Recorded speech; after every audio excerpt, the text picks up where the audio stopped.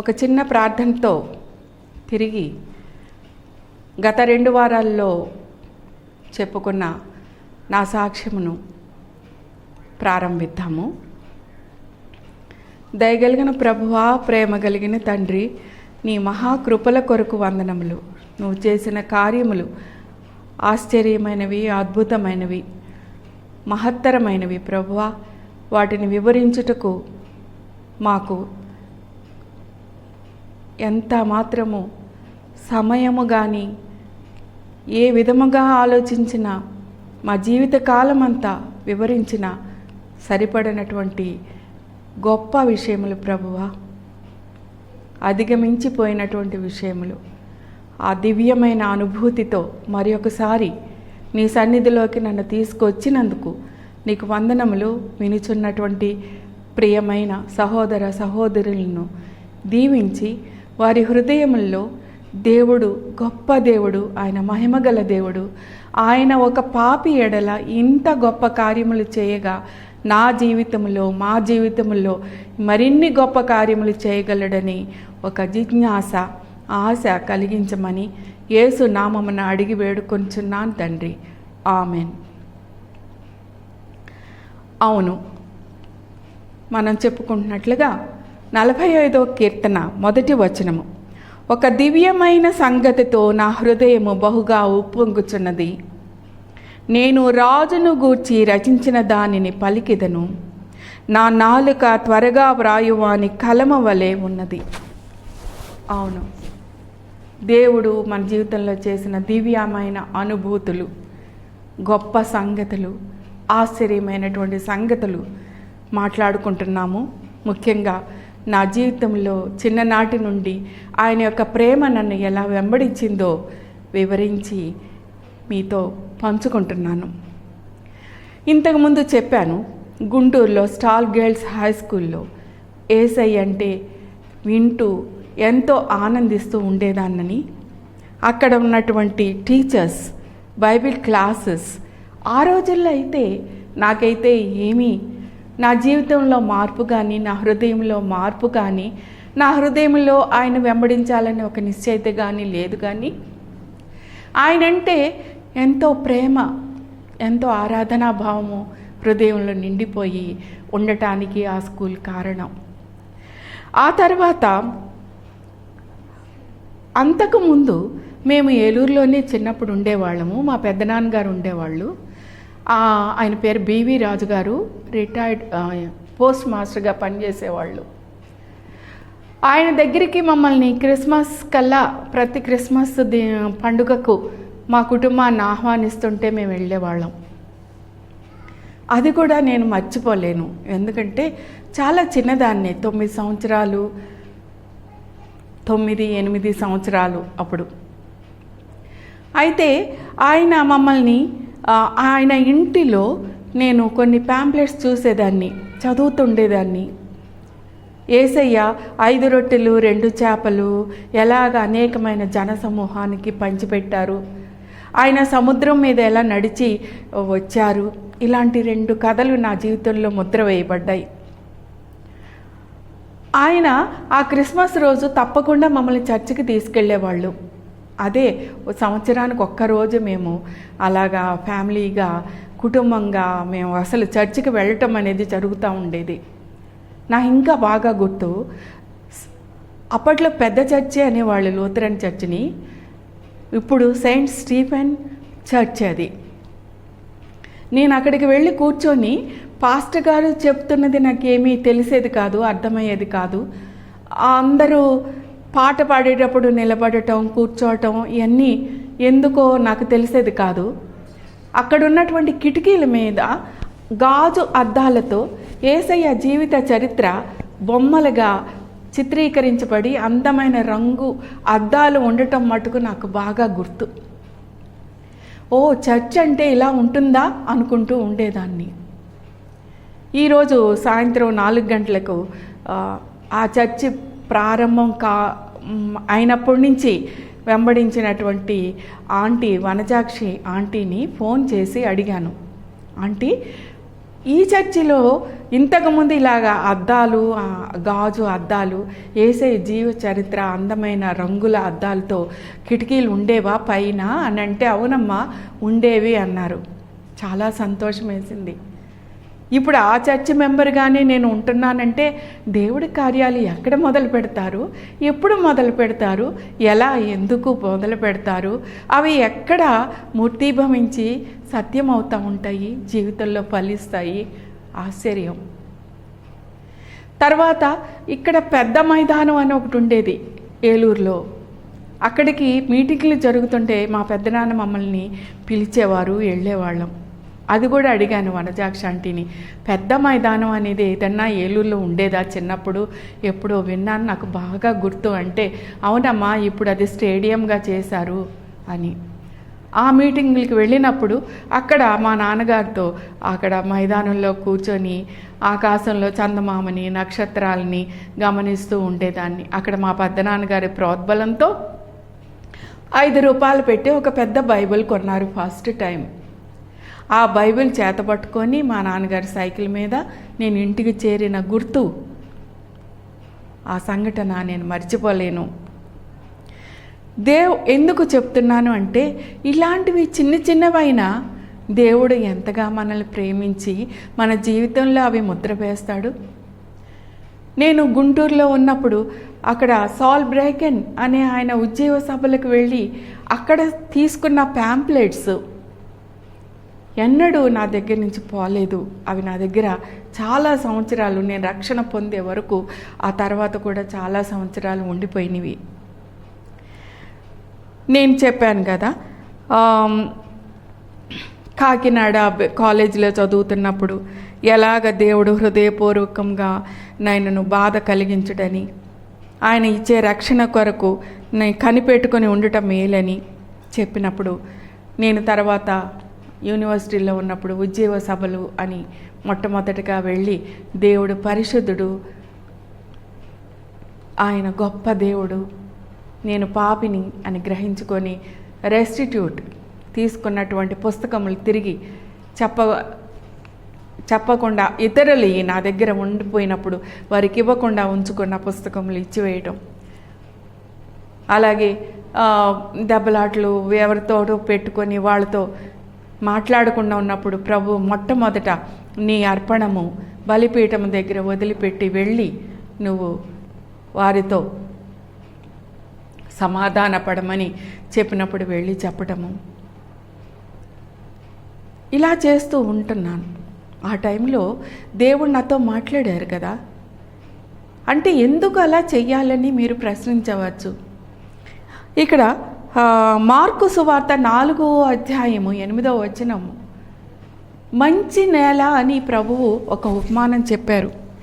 ఆయన ఉపమానం చెప్పకుండా ఏమీ బోధ చేయలేదని ఉంది. ఈ మంచి నేలలో అంతకుముందు విత్తనాలు వేసినప్పుడు రాళ్ళు ఉన్న పడ్డాయి. అలాగే ముళ్ళ పొదలున్న నేలలో పడ్డాయి, తోవ పక్కన పడ్డాయి, పక్షులు వచ్చి ఎత్తుకుపోయాయి. కానీ మంచి నేలలో పడిన విత్తనాలు ఫలించాయి, 30 60 4వ అధ్యాయం 8వ వచనం. మన హృదయము దేవుడు ఇచ్చినటువంటి ఒక నేల, ఒక భూమి. అది సరి చేసుకోవడానికి వ్యవసాయదారుడు ఎంతగా తిప్పలపడి రాళ్ళు రప్పలు లేకుండా, గచ్చ పొదలు లేకుండా, బలు రక్కసి మొక్కలు లేకుండా తాపత్రయపడి, పక్షులు రాకుండా కావలి ఉండి జాగ్రత్త పడతాడో అప్పుడు ఆ విత్తనాలు ఎలా ఫలిస్తాయో మన హృదయము కూడా సరిదిద్దుకొని సరి చేసుకొని విన్నప్పుడే వాక్యము మన హృదయంలో మన జీవితంలో ఫలిస్తుంది. Therefore, confession, restitution, reconciliation is a must in a Christian life. అవన్నీ ఆ పక్క నుంచి నేను భక్తిగానే ఉందాము, క్రైస్తవ జీవితం మొదలు పెడదామంటే అవ్వదు. జీవితం, క్రైస్తవ జీవితం, మారు మనసు సంబంధించిన జీవితం, క్రొత్త జీవితం తప్పకుండా ఒక మంచి నేలలో, సిద్ధపడినటువంటి నేలలోనే అది ప్రారంభమవుతుంది. నా మొదటి ప్రశ్న ఆ టైంలో, మారు మనసు అంటే ఏమిటి అంటే ఏమిటి నాకు అర్థం అవనే పరిస్థితుల్లో బైబిల్ మొదటి నుంచి చదివితే అర్థం అవదేమో అనుకొని నేను ప్రకటన గ్రంథము చివర ఉన్నటువంటి గ్రంథం నుంచి చదవటం మొదలుపెట్టినప్పుడు దేవుడు నాతో మాట్లాడుతూ మొదలుపెట్టారు. ప్రకటన 2వ అధ్యాయంలో 5వ వచనము, 16వ వచనము, 22వ వచనము, మారు మనసు పొందుము, మారు మనసు పొందుము, మారు మనసు పొందితేనే సరి. దేవుడు హెచ్చరిస్తాం. నాకు ఎంతో సంతోషం కలిగింది. అయితే అంతకుముందు ఆ మీటింగ్లోనే నేను ఒక brother Theophilus, I remember very well, ఆయన ఇచ్చినటువంటి దీనమైనటువంటి సాక్ష్యము నా హృదయంలో ముద్రీకరించబడింది. ఆయన తను చేసినటువంటి తప్పులను ఎలా సరిచేసుకున్నాడు, ఎలా క్షమాపణ అడిగాడు, ఎలాగ ఇచ్చివేయవలసినవి తిరిగి ఇచ్చివేశాడు, ఎలాగ అబద్ధాలన్నీ సరిచేసుకున్నాడు చెప్తూ దేవుడు మాట్లాడతాడు అన్నాడు. దేవుడు మాట్లాడతారు అన్న మాట నన్ను పట్టుకుంది. అప్పుడు 3వ అధ్యాయం 3వ వచనంలో నీవు ఎలాగ నీవు ఎలాగ ఉపదేశం పొందితో ఎలాగ వింటువో దానిని జ్ఞాపకము చేసుకొనొచ్చు, మారు మనసు పొందుమా అన్న మాట నాకు వెంటనే బ్రదర్ థియోఫిలస్ ఇచ్చినటువంటి సాక్ష్యము నా కన్నుల ముందు మెదిలింది. డాక్టర్ ఆశీర్వాదము, డాక్టర్ మర్సీ, వాళ్ళిద్దరికీ నేను ఉత్తరం రాసి దేవుడు మాట్లాడటం అంటేనే ఇదేనా అని అడిగాను. అవును లీలా, ఇదే దేవుడు మాట్లాడటం అంటే. నువ్వు అడిగావు కదా మారు మనసు పొందటం అంటే ఏమిటి అని అడిగావు కదా, దానికి జవాబు ఇదే, ఇలాగే మాట్లాడతారు దేవుడు అని వాళ్ళు చెప్పిన మాట నన్ను చాలా చాలా చాలా బలపరిచింది. గుర్తుంచుకోండి, మంచి నేలలో వేసిన ప్రతి విత్తనము బహుగా ఫలిస్తుంది. దేవుడికి తెలుసు ఎప్పుడు ఏ విత్తనము ఆ హృదయంలో విత్తాలో. ఆయన మంచి వ్యవసాయదారుడు. ఆ తర్వాత ఇంతకుముందు చెప్పాను విశ్వాసం అంటే ఏమిటి అని.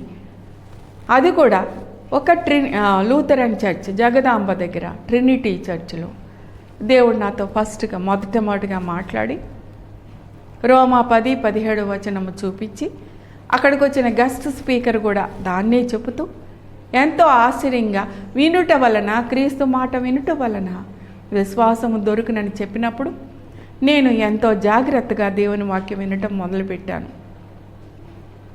అవును, మునపటివన్నీ మరోబడ్డాయి నా జీవితంలో. ఏషియా 65:17 లాగా గొప్ప భారము దొర్లిపోయింది. ఆ తర్వాత యాత్రికుని ప్రయాణం చదివినప్పుడు సిలువ దగ్గర యాత్రికుడు ఒక భారాన్ని మోసుకుంటూ ప్రయాణం చేస్తూ ఆ భారం ఒక అగాధమైన లోయలోకి దొర్లిపోవటం చదివినప్పుడు, ఆ బొమ్మలు చూచినప్పుడు ఎంతో ఆశ్చర్యం వేసింది. అవును, ఇది అనుభవంలో నేను అనుభవించినదే. మరి వాంటెడ్ టు బీ హ్యాపీ, చాలా సంతోషంగా ఉండాలనుకున్నాను. చెప్పాను, చాలామంది స్నేహితులు ఉండేవాళ్ళని. అనేక మంది చెలికాండ్రు గలవారికి శ్రమ అని, వాళ్ళకి ఏమీ దొరకదని, నిజమైన స్నేహితుడు ఒక్కడేనని దేవుని వాక్యం చెప్తుంది, సామెతలు చెప్తుంది మనకి. కానీ నాకు స్నేహితులు అంటే పిచ్చి. ఎంతోమంది స్నేహితులు, వారఫలాలు, హోరోస్కోపు, జ్యోతిష్యము, కబుర్లు, జలసాలు, సరదాలు, జోక్స్, చిటపటలాడే చితుకుల మంట ఎట్టిదో బుద్ధిహీనుల నవ్వు అట్టిదే అని చెప్పినప్పుడు.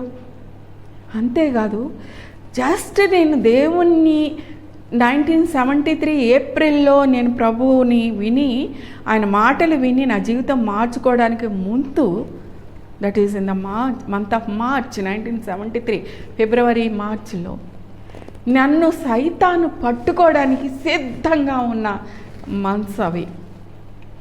బాణామతి అని ఆ విజయనగరం ఆ ఏజెన్సీ కోటి ఆ ఏరియాలో ఒక పిశాచి ఉంది. నాకు ఎలా దొరికిందో ఒక 2-3 మ్యాగజైన్స్ దొరికాయి. అవి చదివి నేను చాలా ఉత్తేజం పొందేశాను. ఈ చీకటి శక్తిని నేను సంపాదించుకోవాలి, ఎలాగైనా నాకు ఇష్టం లేని కొంతమంది మీద దీన్ని ప్రయోగించాలి అని బందర్లో ఉన్న మా చిన్నాన్న సహాయం అడిగాను. ఆయన పేరు రొక్కం సుబ్బారావు. ఎందుకు చెప్తున్నానంటే ఈయన గురించి కూడా నా సాక్ష్యంలో ఆశ్చర్యమైనటువంటి సంగతులు చెప్తాను. ఆయన అన్నారు, అరే లీలా నేను వస్తాను, మన ఇద్దరం కలిసి ఆ ఏజెన్సీ ఏరియాలకి వెళ్ళి మనం ఆ చీకటి శక్తిని సంపాదిద్దామని. ఆ రోజుల్లో చీకటి శక్తి అనుకోలేదు నేను, అదొక శక్తి. అలాంటి సమయంలో ప్రభు నన్ను పట్టుకోవడం అన్నది అద్భుత కార్యం. లేకపోతే ఈ పాటికి నా జీవితం నేను మట్టి అయిపోయి మసి అయిపోయి మనుషులు ఎవరు గుర్తు లేనటువంటి దౌర్భాగ్య జీవితం అయిపోయి ఉండేది. కానీ దేవుని ప్రేమ ఎంత గొప్పది. దాని బారి పడకుండా ఆయనే నన్ను హక్కున చేర్చుకున్నారు. ఆ తర్వాత నేను యూనివర్సిటీలోనే ఉంటూ ఎలాగ నా జీవితం జాగ్రత్తగా చేకుముక్కి రాయిలాగా ముఖం పెట్టుకొని ఎలా బతికాను మీకు చెప్పాను. అలాగే ప్రళయము, అడవి మృగములు వచ్చినా భయపడను అని నేను నేర్చుకున్నాను. ఒక ప్రేయర్ రిక్వెస్ట్ బుక్ కూడా పెట్టుకున్నాను. I asked and he answered అని చిన్ని పుస్తకం. ఇలాగా 2 కాలమ్స్ ఉండేవి. ఇక్కడ I asked and he answered. నేను ఆయన అడిగాను, ఆయన జవాబిచ్చారు. ఏం అడిగాను, ఎలా జవాబిచ్చారు, దేని ద్వారా ఇచ్చారు. ఆ పుస్తకం నన్ను ఎంతో ధైర్యపరిచేది, ప్రార్థనలో బలపడేదాన్ని. అవర్ డైలీ బ్రెడ్, అనుదిన ఆహారము నన్ను ఎంతో ఎంతో బలపరిచింది. జర్నల్, దేవుని వాక్యము దేవుడితో మాట్లాడుతూ అందులో రాస్తూ ఉండేదాన్ని. కనుక ఇప్పుడు నాకు రక్షణ కొలసీలు 2:15 ద్వారా దేవుడు మాట్లాడారు, నిశ్చయిత ఇచ్చారు కదా. నీ పాపముల చేత నీవు మృతురాలై ఉండగా నీ వాటిని పత్రం మీద రాసి చేవ్రాతను తుడిచి మేకులతో కొట్టి సిలువకు కొట్టి అడ్డము లేకుండా ఎత్తివేసి నీకు నిత్య జీవం ఇస్తున్నానని కొలసీలు 2:15తో మాట్లాడిన తర్వాత నా జీవితం పూర్తిగా మారిపోయింది. పూర్తిగా మారిపోయింది, ఆశ్చర్యంగా మారిపోయింది. మా ఇంట్లో వాళ్ళు, బయట వాళ్ళు, కాలేజీలో, యూనివర్సిటీలో, చుట్టాలు, లీలా మారింది. ఎందుకు మారింది? What is this? What happen to her? ఇదివరకు ఇలా ఉండేది కాదే అని ఉన్నారు. నేను ఆ సమయంలో నెక్స్ట్ నాకు రక్షణ వచ్చిన తర్వాత మొట్టమొదటి జరిగింది ఏంటంటే, నా తల్లిదండ్రులు మారు మనసు పొందాలి, నా చెల్లెళ్ళు మారు మనసు పొందాలి. ఆ ఆతృత హృదయాన్ని గట్టిగా పట్టేసుకుంది.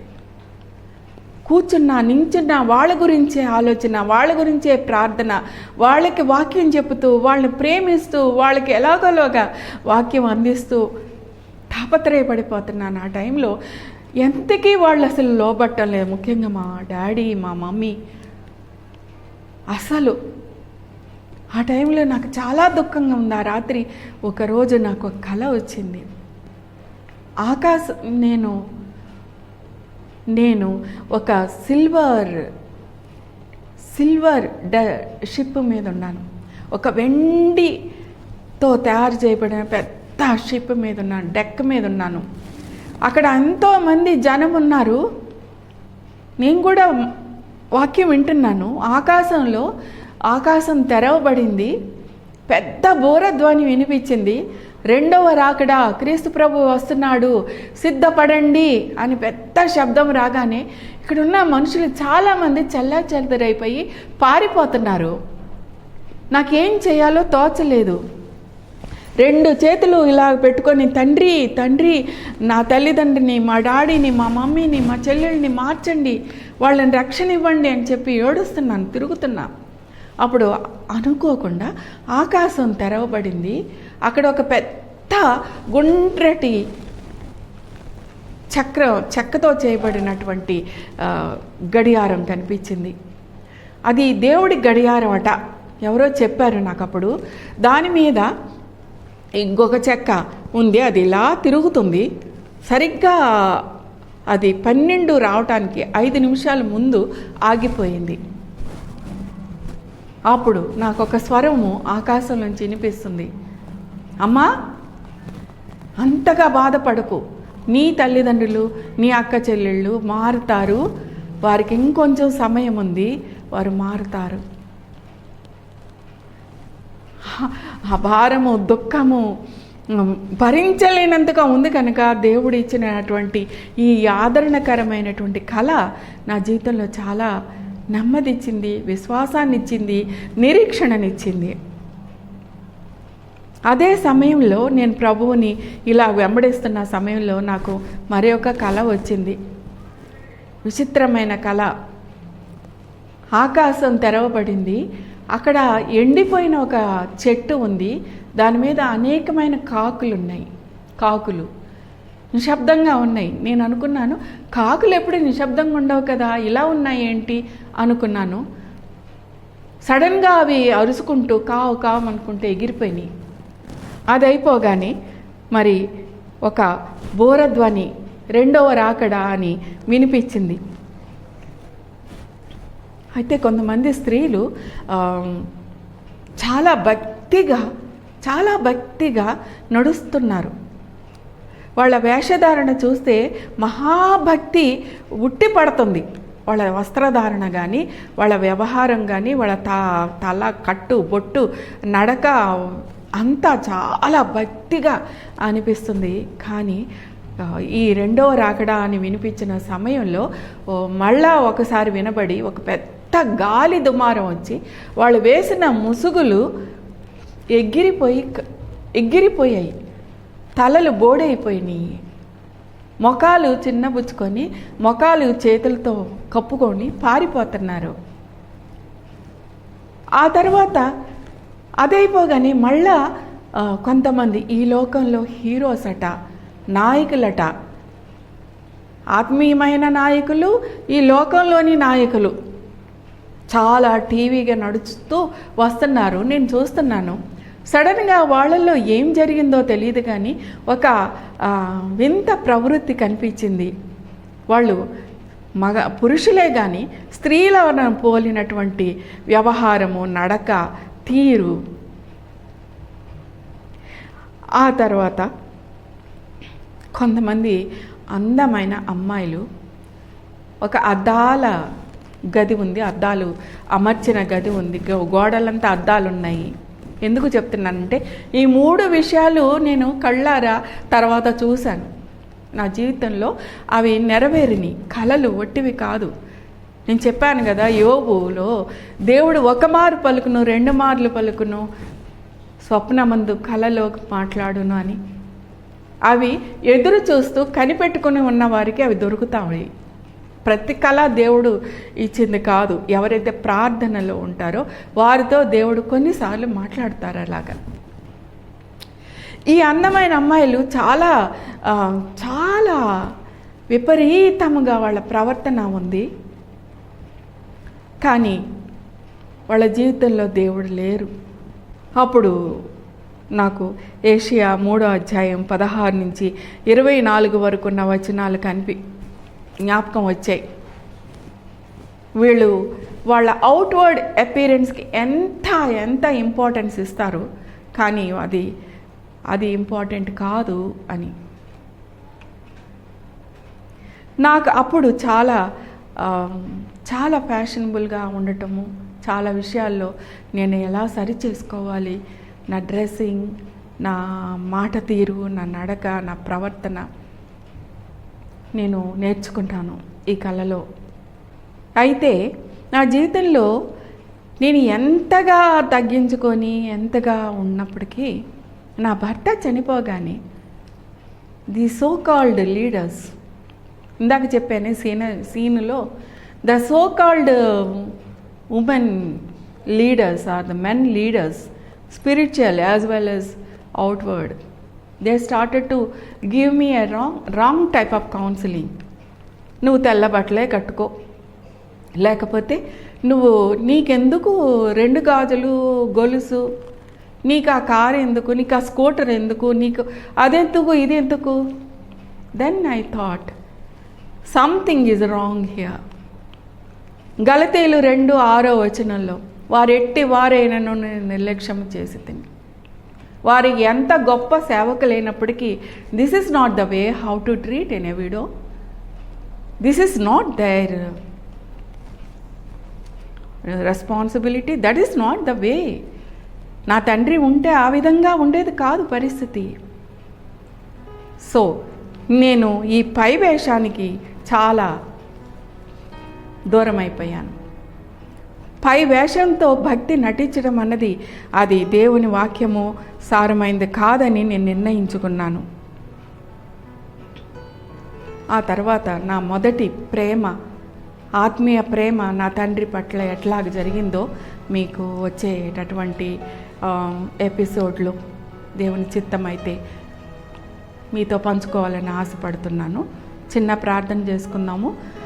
తండ్రి, ప్రభువా, గొప్ప దేవ, మీరు ఆశ్చర్యకార్యములు, అద్భుతములు చేసే దేవుడు కనుక మీరు మాతో మా జీవితంలో ఎలా సంధించి మాట్లాడతారో మేము నేర్చుకుంటున్నాం తండ్రి. దేవా, ఈ లోకంలోని భక్తి వేషము, శక్తి లేనటువంటి భక్తి, యుక్తితో కూడిన భక్తి ఎంతోమంది మా ముందు ప్రదర్శించుచుండగా ఏది నిజమైన భక్తో, ఏది నిజముగా నేను వెంబడించుటో, నీతో మాట్లాడటం ఎలాగో, నీవు మాతో ఎలా మాట్లాడతావో నేర్చుకోవడానికి మాకు సహాయం చేయము. మా జీవితాంతం వరకు దాన్ని పట్టుకొని వెంబడించుటకు మాకు సహాయం చేయమని మా ప్రభువు ప్రియ రక్షకుడైన యేసు నామమున అడిగి వేడుకొంచున్నాను తండ్రి. ఆమేన్.